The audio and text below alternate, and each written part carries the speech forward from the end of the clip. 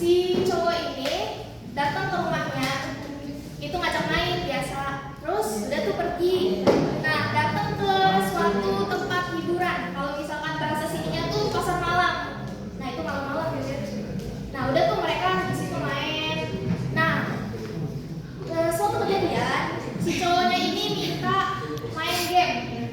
Nah, gamenya ini kalau kalian tahu, jadi ceweknya itu suruh berdiri, ada sana coba ya, ada sana.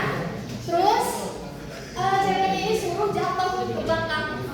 Jadi kamu harus percaya sama aku kalau misalkan nanti kalau kamu jatuh nanti aku tangkap. Tapi ternyata si cowoknya ini nggak nangkep ceweknya, dan akhirnya ceweknya jatuh dan kepalanya bocor dan sampai itu koma. Koma. Terus apa sih pesan yang bisa diambil? Pesannya itu sedekat-dekatnya kita ya, sepercaya-percayanya kita sama orang. Kita tuh nggak boleh semena-mena sama terhadap perilakunya. Terus kita juga harus ngertiin perasaannya. Walaupun bercanda ya, tapi kita juga harus tahu batasannya biar nggak menyakiti orang lain, biar bahan bercandaan kita ini nggak nyinggung perasaannya. Nah, makanya etika itu perlu, etika itu penting di kehidupan sehari-hari, dimanapun kita, dimanapun siapapun interaksi kita sama orang, etika itu perlu. Nah, media massa juga memerlukan etika, teman-teman. Di perkembangan teknologi yang sangat pesat, arus informasi yang tersebar kemana-mana, makanya etika itu diperlukan untuk apa? Untuk mencegah arus-arus informasi yang nggak jelas, terus yang nggak valid, gitu teman-teman. Nah, makanya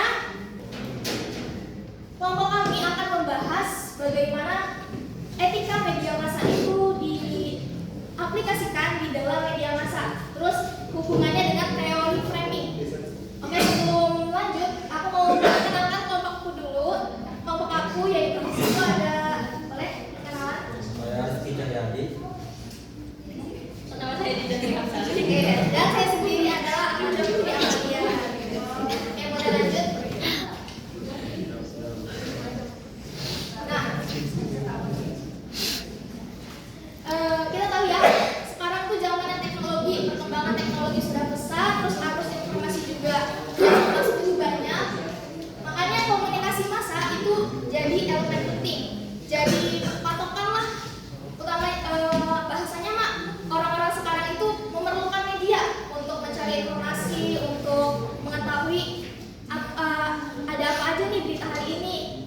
Terus etika juga perlu, karena di balik arus informasi yang tersebar, di balik pesan-pesan yang disebarkan oleh media itu, kita perlu tahu mana pesan yang ada etika, yang mana pesan yang jujur, mana pesan yang valid. Nah, boleh selanjutnya.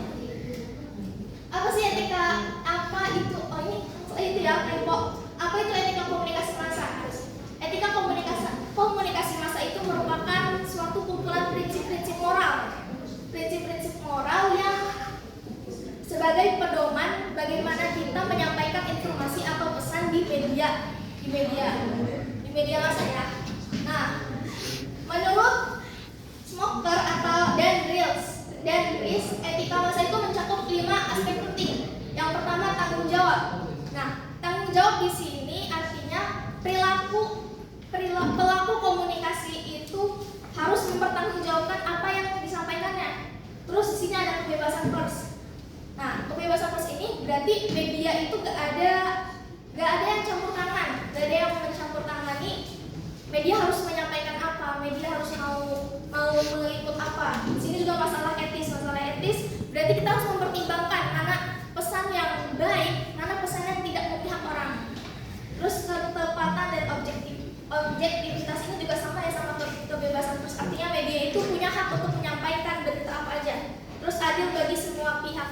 Artinya pesan yang disampaikan oleh media itu gak boleh memihak ke satu pihak aja, tapi kita harus netral medianya. Begitu. Boleh slide selanjutnya.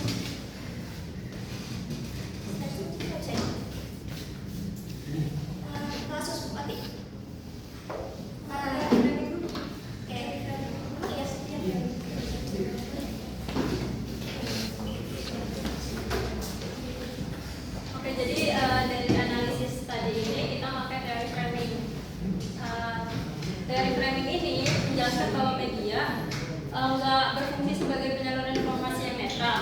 Tapi teori framing juga sebagai aktor sosial yang membentuk realitas melalui pemilihan dan penekanan aspek dari sebuah peristiwa. Nah, si Robert and Edmund ini katanya framing ini punya 4 fungsi, yaitu pertama ada mendefinisikan masalah, kedua ada mendiagnosis penyebab, ketiga ada membuat penilaian moral, dan keempat ada merekomendasikan solusi.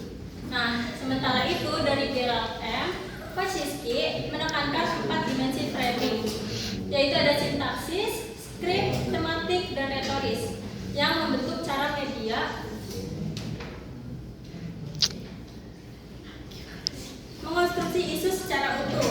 Nah, dari kasus Bupati Pati ini, framing digunakan media untuk menonjolkan ucapan yang dianggap arogan, sehingga memperkuat citra yang negatif untuk pejabat publik di mata masyarakat. Nah, hal ini menunjukkan bahwa si teori framing ini bisa punya peran penting buat membentuk persepsi publik serta memperbesar dampak dari komunikasi yang tidak etis.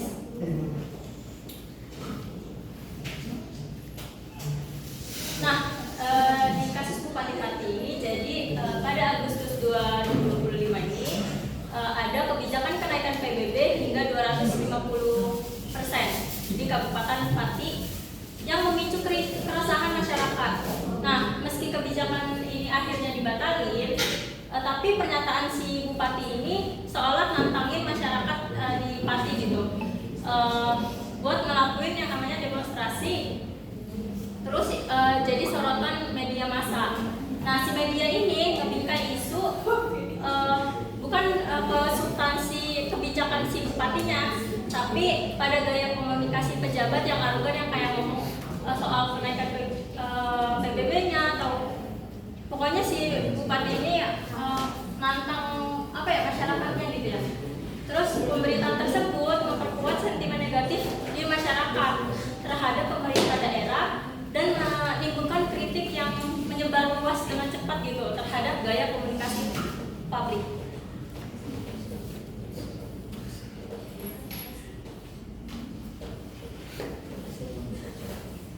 Oke, selanjutnya bakal dijelasin sama rekan saya.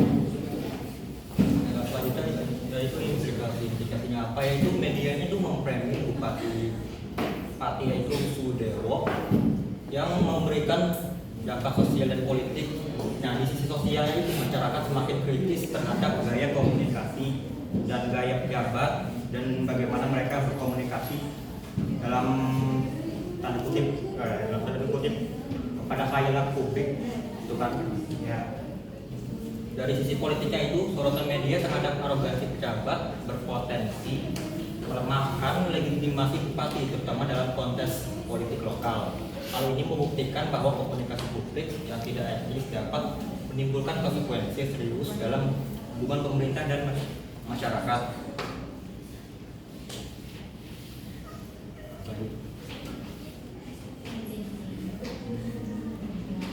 Nah, kesimpulan kasus Bupati ini,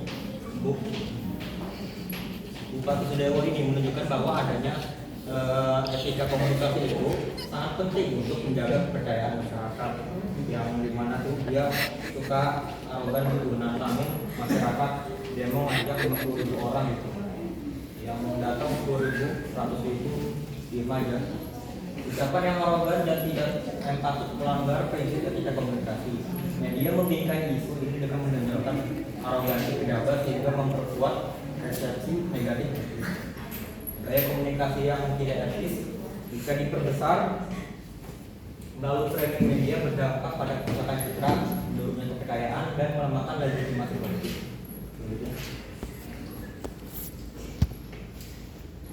Nah, sarannya itu untuk Bupati Sudewo, pejabat ini perlu mengedepankan etika komunikasi, bahasanya santun ya, yang sopan juga, jangan arogan juga, empatik dan menghargai aspirasi masyarakat. Selain untuk pejabat, ada juga untuk media yang diharapkan menjaga objektivitas dan keseimbangan dalam pemberitaan, serta mengutamakan fungsi edukasi publik.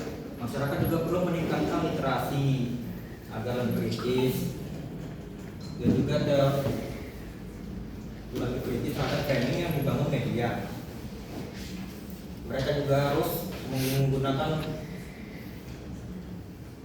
bagi peneliti selanjutnya penggunaan teori lain seperti agenda setting dapat memberikan perspektif dan kompetensi.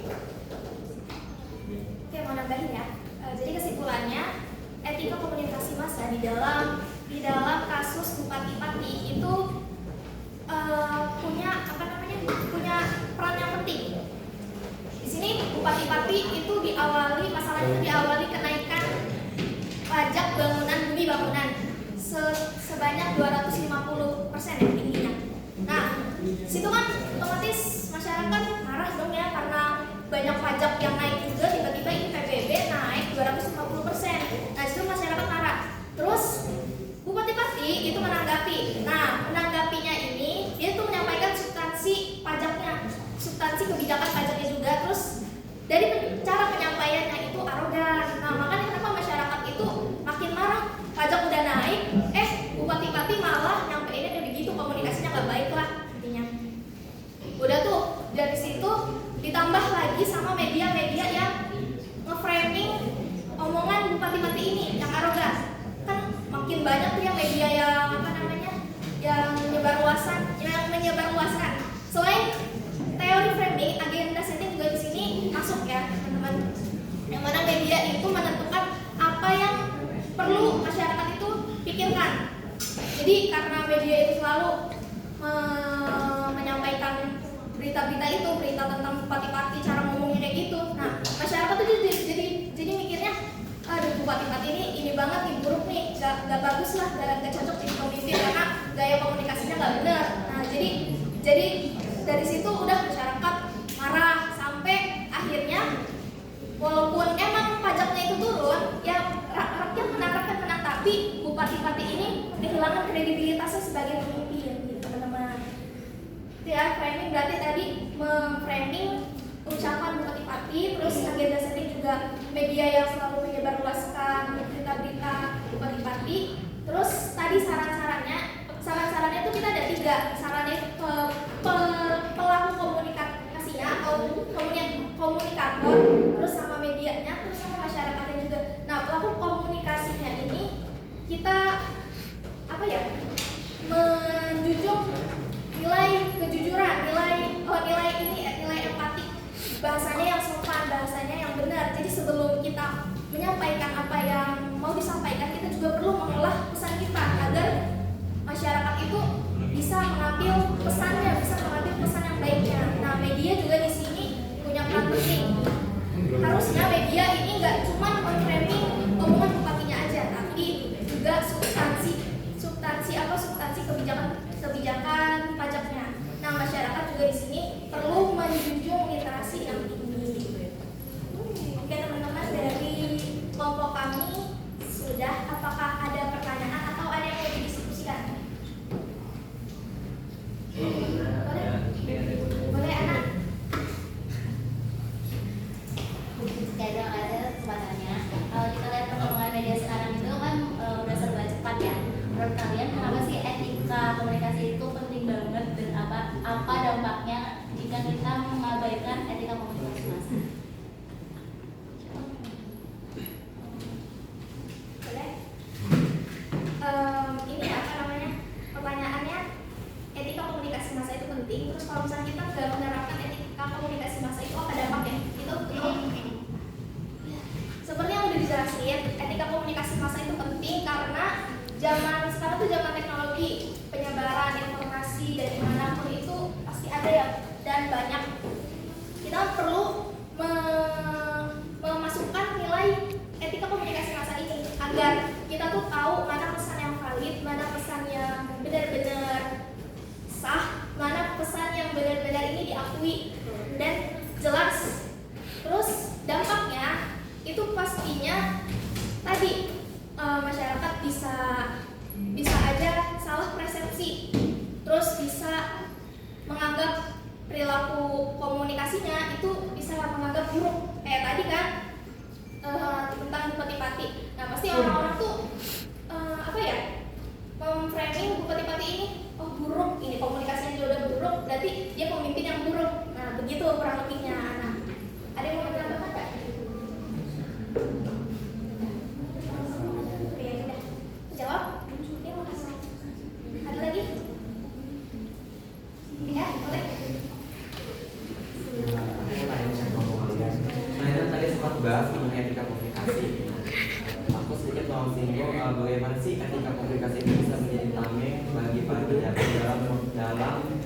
menyatakan persepsinya gitu, sehingga tidak menimbulkan efek negatif di medianya.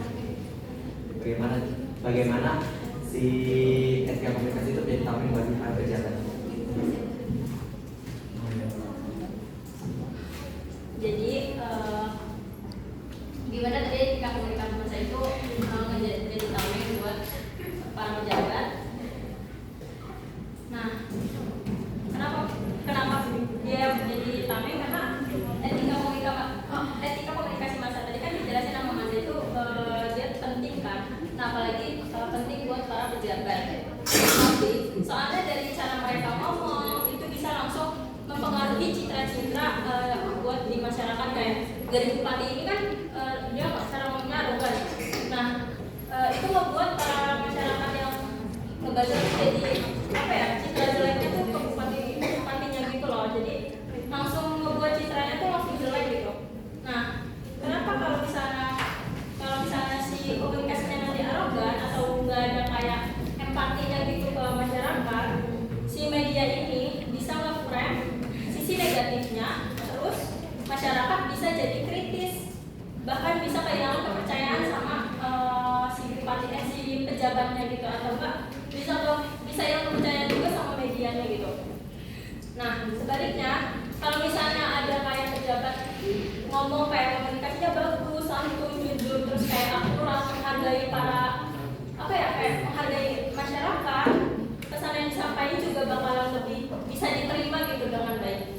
Nah, jadi etika komunikasi massa bukan cuma soal gaya bicara dari para pejabat, tapi juga tentang gimana caranya ngejaga hubungan yang lebih baik gitu antara pemerintah, masyarakat, sama media, biar tetap kayak penjaga aja gitu, biar tetap harmonis. Ayo nambahin. Aku dapat kutipan dari Aristoteles ini menyebutkan syarat-syarat komunikator yang baik. Nah, komunikator itu dia menganggap sebagai etos. Etos itu ada 3 cakupan. Yang pertama itu good will, good sense, sama good moral. Yang pertama itu maksudnya baik, terus yang kedua itu pikiran yang baik, sama yang ketiga karakter yang baik.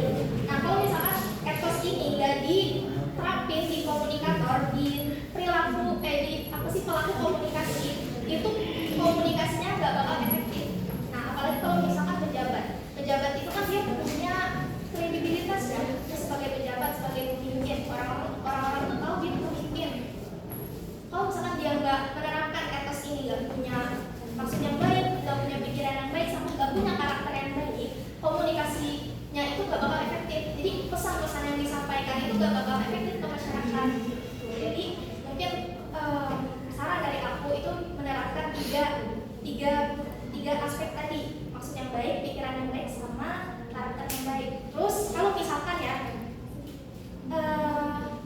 komunikator ini nggak punya maksud yang baik, itu disebutnya bukan komunikator tapi provokator. Cukup.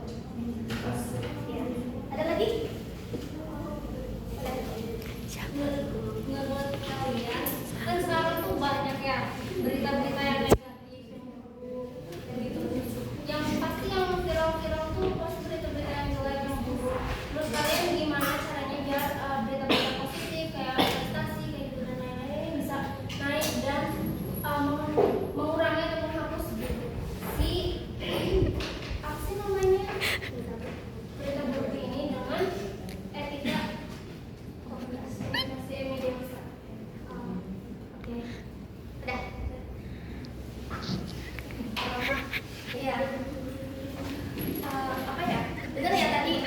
Kenapa sih berita-berita buruk itu sekarang malah lebih banyak sebar dibanding berita-berita yang baik gitu. Kita malah nggak tahu membedakan mana berita yang baik sama berita yang buruk. Nah, itu tadi ya teman-teman, saran yang terakhir tadi, syarat kepada masyarakat atau publik, kita menjunjung literasi kita. Nah, selain menjunjung literasi kita, orang yang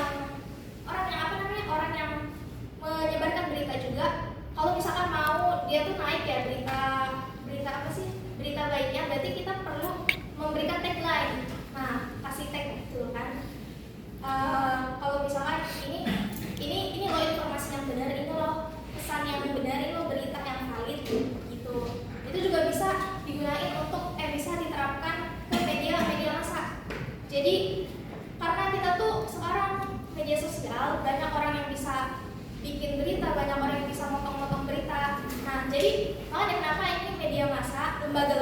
media massa itu perlu menerapkan tagline-nya, perlu menjunjung tinggi tagline-nya biar orang-orang itu gak salah persepsi gitu. Mau tambahan juga sih, kalau tadi kan si Viva ngomong kalau misalnya dari berita zaman sekarang kan banyak kan berita itu yang negatif-negatif aja gitu kan. Tadi benar juga kata Manda, kalau kita harus memperbanyak literasi sama berita-berita yang apalagi zaman sekarang tuh asal ngeberitain aja nggak tahu itu positif atau negatif.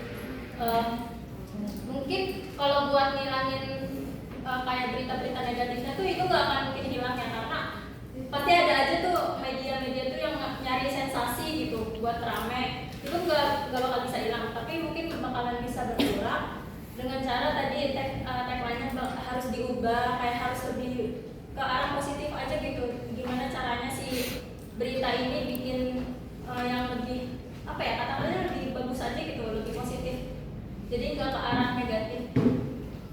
Itu aja sih. Oh, sudah terjawab.